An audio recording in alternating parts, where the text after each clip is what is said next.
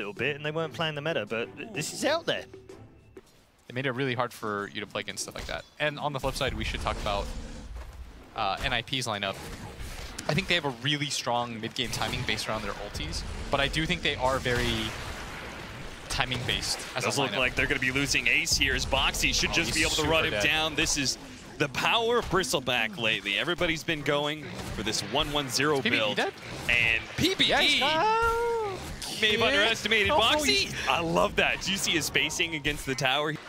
33. You can't just be aggressive at all times, as I say that. So many stacks. Boxy just keeps him slowed down. Another nice crush that's going to ensure more damage, but Boxy should just be able to keep pace with him. Meanwhile, top lane, Ace is going to fall as well. Alliance picking up kills all over the place, but fortunately, Soxa is able to get one of the supports. The other is going to fall as well as Death Prophet comes into this top lane. Not a huge opportunity for these mid lane pushers like DK and Death Prophet to actually fully take that tower. Oh, right now, I think for Alliance, it's really important that they keep this top tower alive for as long as possible and this mid tower alive for as long as possible. As they're going to make a go onto Ace, and I mean, this is not supposed to be a kill. They're just going to do it with a level 5 Storm. And because I told you, the change, you can get that early level in Vortex that before you would skip entirely. Run down by Fada. This is going to be a massive kill if he can actually get it. The Crypt Swarm, not quite enough. The Spirit Siphon will be enough to finish him off. Fada runs him down underneath the tier 1 tower. Alliance putting so much pressure on these lanes, but Boxy is going to be in trouble here as that minus armor. Oh, he's actually getting so many quills. Might be able to get to trade-off here. 33 gets a little low, but it's not. So that by the time the second run rolls around, it's around the 30-minute mark, and you hit into this timing where you can go for the high ground and minimum try to take a Rax. 1 stun, 2 stun, 33, significantly slowed down, and Ace can't really do anything to help him out. If anything, he may be the victim of more quill sprays. He's actually managed to get the stun with Corrosive Haze as well. Fada coming in will be able to clean him up. That is just so much physical damage with the Corrosive Haze minus armor and the Ghosts out. Taiga shouldn't be able to get away either unless he can somehow find a way out through these trees with the Ghosts. Can you imagine telling a normal human being, oh, hold that thought, is Ace gonna get jumped on here? They're just doing the kite job around him. He still has his ulti, trying to wait for it to pop. He's now PPD's come up. Now he's gonna let it go as the Will-O-Wisp gets dropped down too, and he pushes him away from Ace. They're gonna be able to get him out here, and PPD's gonna make sure that at least Sania goes down. And in fact, our Bristleback now with the Corrosive Haze as well as the Spirit Siphon, he's got to they've just got to leave him behind because now the Necrophos, Mickey actually going to go for the back line. He's going to be able to catch Ace, will be able to catch him out, bring him down. So it makes the fight a little bit better for them, but it's still 2 for 1. Playing around where you have ward vision. And look, as soon as they take the mid tower, this is what happens. You're going to lose the Roshan. This is what Alliance were trying to delay. I thought it happened around 17 minutes, but it's going to happen even sooner than that. And now you're just going to see them run it. Will-O-Wisp is going to be able to catch Koifa, gets him on the second phase as well, pulling him back in. The Ghost Shroud's going to be able to buy him a little bit of time, but that's quickly dispelled by the Storm Panda from the Brewmaster. Insania. Nice ultimate here. That's going to be able to push the rest of Ninja's Pyjamas back. That's that 20 armor, baby. Get that one, and that'll be your game ender. But the long zip into the top lane. So far from Ace is all by himself. He may have the Aegis, yes, but there's no towers. TP2, Nip, they're trying to make their way down the river, but they're just going to be so far away. Ace does still have the in-range. His team is just about to join him now. They're going to be able to get the 2-man crush to the back line with the Will-O-Wisp as well, catching all 4. Ace tries to turn around, but is locked in still by Mickey. Is able to get a little bit more damage onto that Bristleback with the Spirit Siphon as well. Nip are just running over all of Alliance now. That Bristleback cannot get away fast enough. He's going to be bashed up by Ace. Not sure what he's doing up here, but PPD, the detective that he is on the case, is going to be able to find that support. The zip in from Mickey. Alliance are going to take this 5-on-5 underneath their tier 2. Soxa immediately being targeted down. He's going to force out that Will-O-Wisp. Mickey is going to try and deal with that to make sure his other cores don't have to deal with that. Disable will be able to jump away as he kills the Will-O-Wisp. Gets stunned by 33. The Corrosive Haze on him as well. Has to be careful. The bashes that are going to be okay, and they're standing inside the freezing field as well. Ace turns around, thinks about going for Insania, realizes he can't do that either. This fight is a disaster for Nip. That's going to be the Aegis down with the Brewmaster caught with the Yule Scepter. They're going to make sure he can't TP away. Ace has nowhere to run to either. Certainly can't TP out in front of that Crystal Maiden. Tries to go for this Fen kill, can't even get that. Looks like they left PPD. No, they know. They know he's still there. They're like, you can run away. You got nowhere you can actually hide. Oof. As Mickey, he has his BKB, the rest of the team filtering in. Here we go. This would be massive, but PPD, he's going to be the one responsive first. Might be able to get off his ultimate first into the Reaper's side. That isn't enough. He managed to get it off. He managed to get that as well as the Storm Spirit getting bashed. That is a big swing for Ninjas the Pyjamas. Two massive upsets, and Alliance are now just going to get picked apart. They thought they were getting a fight that they wanted. They thought they were going to be able to take a fight to Ninjas the Pyjamas with these clutch cooldowns, and it just turns into utter disaster for them. They're going to lose all three of their cores. Did you see what happened when Mickey jumped? Doesn't matter. I'm going to sit right on top of you, and it's making such a difference in fights. Boxy always positioning himself, daring Nip to go on him first, because if anybody shows Mickey's ready, you could see with his double damage, Boxy really wants Ninjas the Pyjamas to take this one. Now the jump in from Mickey, tries to find anybody. He's not going to be able to find anything at all. He thought maybe a support was somewhere to the left. He's going to be able to finally get a catch here. Death Prophet, oh, that's going to be, she's going off Fada. Now turns around with the BKB, pops that Exorcism, and now it's Alliance just trying to get as many heroes out of here as possible because they know they cannot fight into that Exorcism. Both Sven as well as Bristle back down. This Exorcism just didn't last long enough for them to go for a tier 3 with it still up. And it's going to be a Gruul. If they think they can take down this tier 3 easily without Exorcism, it'd be quite mistaken, especially against this Storm Spirit, who is going to get a little bit more damage on Fana, trying to force a response from Ninjas Pyjamas with a side device. Coming in from Saxo's going to be able to burst down that Storm Spirit with the help of Ursa. Now they go for the next one. That's going to be the Necrophos. The Ghost Shroud's going to wear out eventually. PPD always making sure he gets that Storm Panda Dispel. Oh my. To get rid of that ethereal state. They just had to be patient for 3 seconds, and all 5 heroes are going to be up. They do have the buybacks available. Okay, telling him 350 cast range for the Keeper of the Light. That Scythe of Vice is so scary on him. From such a long range, Will-O-Wisp is going to be able to catch 3 of them. That could be massive. Managed to push the support back in. Couldn't actually get the second swing in. Crystal Maiden actually being protected here pretty decently. Now the jump back in from Mickey as well as Koifa with the double buybacks. They need to get more out of this. They're going to be able to get PPD. Yes, that's going to be one support down. Ace actually came back in with the Lotus Sword. They managed to get the Abyssal Blade back down, but it doesn't matter. Mickey still falls, and that is 100 seconds. 100 seconds where Ninja Pyjamas might be able to finish off this game real nice and easy. They've lost 2 though, and now it's Ursa limping along. Boxy is still at half health, trying to kite Ace away, just keep him slowed down, but out of those grasping claws of the Ursa, will be able to get him eventually. They want more. They're pinging Fada. They're saying, we have to get this kill at least. The Hex is there. Sox are trying to buy him time. Doesn't want to die himself. Seeing what he can do in the area. This would be Fada's first death. As he's going to pop the ult and go back up. He can turn around. Koifa, as well as Boxy, trying to get away from that Spirit Siphon. I mean, if I'm Soxa, I'm demanding it. I mean, Fada, he has an Arcane Rune, so there's no reason not to pop that Exorcism.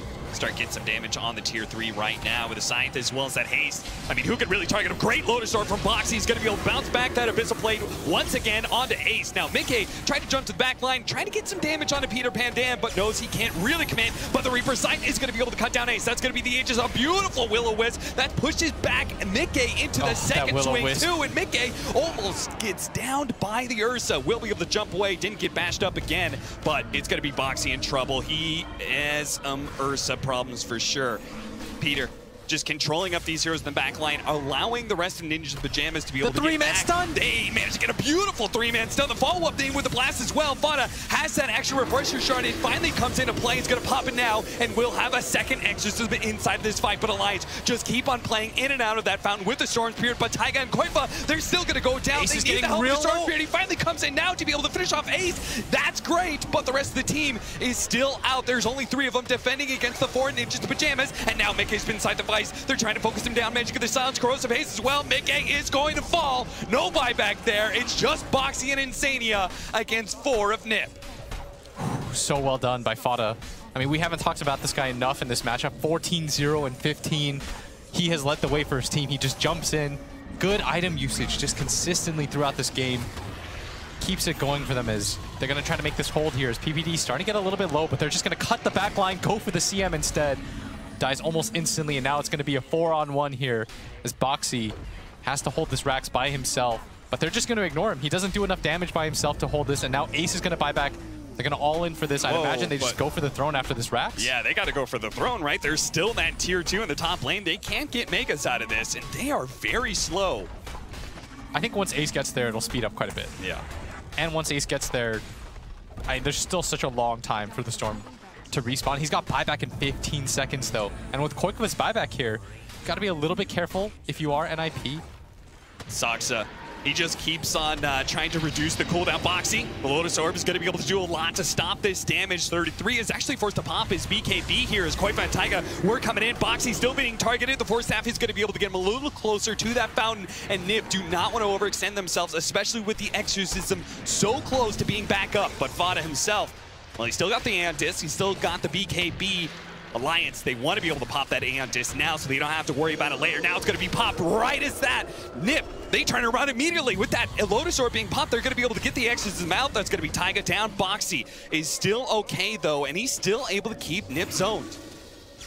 They showed the Bristleback bottom, then TP him onto the Shrine here, where the rest of Alliance are smoked up right behind him. They're going to go straight for Fada, see if they can get some early damage on him. Force out the Aeon Disc, force out the BKB as best as possible. The Abyssal Blade managed to get onto Mickey, the follow-up crush as well. Force F, it's not going to be enough. 90 seconds now without a Storm Spirit at Alliance. Oh, I don't see how they're going to be able to do this one, especially as Koifa just get ripped apart from the Exorcism. Fada makes sure to catch everyone inside of that Will-O-Wisp, all that ghost damage. And oh, Boxy, man, he's just on the run, trying to grab the creep wave, bring it down somehow, some way. Buy more time for his team. He almost killed 33, actually. That's 13 stacks. Once the Storm's up, maybe they'll back away. Maybe they'll, you know, just wait for next Roshan if they want to play it super conservatively, or they'll just jump in now. Go straight for Taiga. They do manage to get the Force Staff to get him away from the Slithering Crush, but Boxy with the Corrosive Haze and so much damage from Ace. Insania, a really great ultimate for using field, but he gets bashed up by Slardar, and that damage quickly goes away. Everyone's gone. Everyone's dead. Blitz, but Storm Spirit still alive inside of the fountain, but it just doesn't matter. Ninjas in pajamas. It was a benefit from an Omni Knight. Yeah. Whoa. That ain't hit. And a like. Say they're shit. I'm actually yeah, you're in the wrong business for this, by the way. So no, what am I trying to say? Oh, hold that thought. Is they're gonna go onto the Sven, and this should be an easy first blood. Is give it to Fada. Easy. Vanguard for 33 is pretty farmed. I don't know if this is easy to try with the Oracle. They're going to have a lot of magic damage. Now with Luna popping his ultimate as well, Mickey positioned himself to try. Then everyone just sort of AFKs, and you know, as a support that feels the worst is, oh, you're going to die. Ensnared. But if you keep that top lane dealt with it all There's still the Shrine there, right? Can't you just TP up to the Shrine? I think it's a bit harder, like the way that all that thought is quite just... Okay, he's going to turn around. He's going to go for Zoxa, especially with Boxy here. Now they do bring in 33 with a great stomp there onto Boxy. They get a lot of intelligence stolen in this game too. Do you think like the laning phase just didn't shake out? I hear Taiga ult. Okay, he's got double damage and God Strength. He's doing a lot of damage to Ace. They just take away that Aegis right away. Koifa is going to go to the back line, see if he can catch PPD. Meanwhile, they're going to use that Luna ultimate. They protect him against some of that magic damage here, preventing him from attacking as well. Two-sided sword, but it does mean they'll bring down the troll eventually. PPD. I don't mind Mickey popping the ult there because it made it discouraged everybody else from NIP from taking that fight. So now they're going to jump in. Taiga trying to burst down OD as quick as possible. He almost got him, but he managed to get the imprisonment to save himself. When he comes back up, though, he doesn't have a quick way out of this one. Drops the ultimate immediately. That Crimson Guard has actually saved him so much damage. Fada, he's still not dead yet. Finally, Boxy is able to finish him off. Now the question is, will Boxy survive thanks to the Fortune's End? That Stormhammer is going to be able to catch the Luna. Are they going to leave Luna behind? They might just have to, as 33 is going to be able to hit the stomp. So they both lose. I think this is one of those games, you know, Eternal Envy. Jackie Mao would have made the call. We have to push for 60 minutes. All right, here we go. Jump in, Fada with the BKB. It is so hard to fight, though, and Taiga trying to go for the backline. They forced a lot of BKBs, and if they could just get out. Really in a position to get a Force Staff themselves.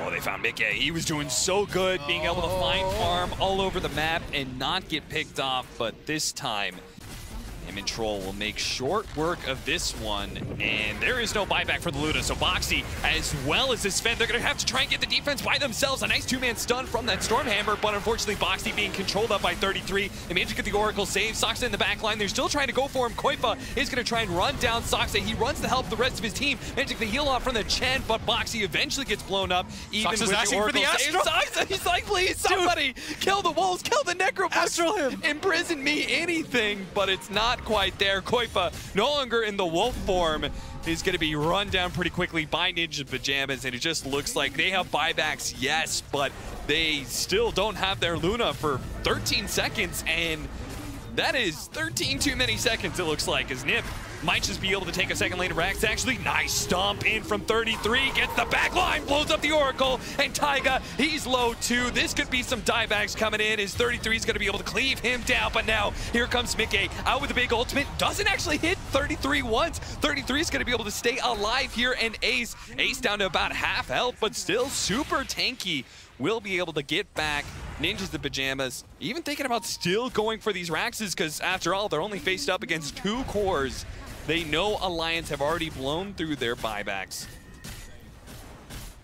That's going to be 1 mid lane Rax and maybe just the game here. If they can actually kill the Luna. Again, no buyback. Caught Boxy as well with the telekinesis. Pull him back to the rest of the team, and Alliance now been wiped. 40 seconds where Nip can just take down tier 4s. I can't imagine Alliance are doing anything other than having a powwow, talking about how this game went wrong, because there's certainly no hope left in it. Yeah, I felt like this game was a lot harder for them to win, like I said, but I felt like game 1 was probably took a lot out of them.